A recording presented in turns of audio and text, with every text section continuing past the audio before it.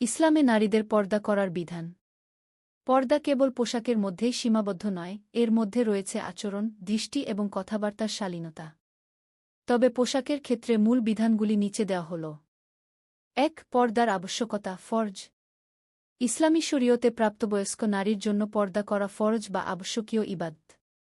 ২. পর্দার অঙ্গসমূহ।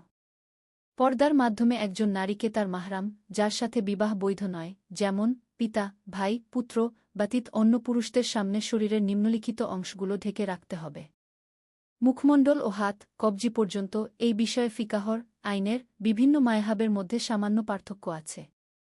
অধিকাংশ মায়হাব, যেমন হানাফি, ফেতনা বা খারাপ উদ্দেশ্য না থাকলে মুখমণ্ডল ও কবজি পর্যন্ত হাত খোলা রাখার অনুমতি দেয়, তবে ঢেকে রাখাকে উত্তম মনে করে। অন্যান্য মায়হাব, যেমন হাম্বলি, মুখমণ্ডলসহ পুরো শরীর ঢাকা আবশ্যক বলে মনে করে। শরীরের অন্যান্য সকল অংশ, মুখমণ্ডল এবং হাতের তালু ছাড়া শরীরের বাকি সব অঙ্গ, মাথা, চুল, গলা, বুক, পা ইত্যাদি অবশ্যই আবৃত রাখতে হবে। ৩. পোশাকের ধরন।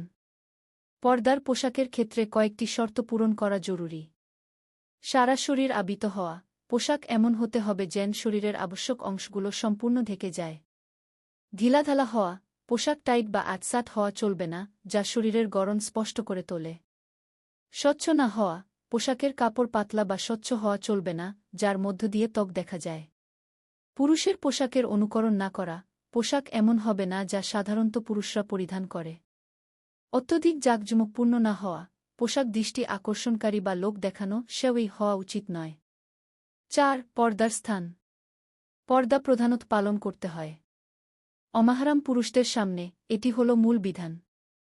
জনসম্মুখে, পাবলিক প্লেসেস, যখন কোনো নারী ঘর থেকে বাইরে যান। কোরআনে পর্দার বিধান। পর্দা সম্পর্কে পবিত্র কোরআনে কয়েকটি স্থানে নির্দেশনা দেওয়া হয়েছে, যেমন সূরা নূর ৩ নম্বর আয়াত। আর মুমিন নারীদেরকে বলুন, তারা যেন তাদের দৃষ্টিকে সংযত রাখে এবং তাদের লজ্জাস্থানের হেফাজত করে। আর তারা যেন তাদের সৌন্দর্য প্রকাশ না করে, তবে যা সাধারণ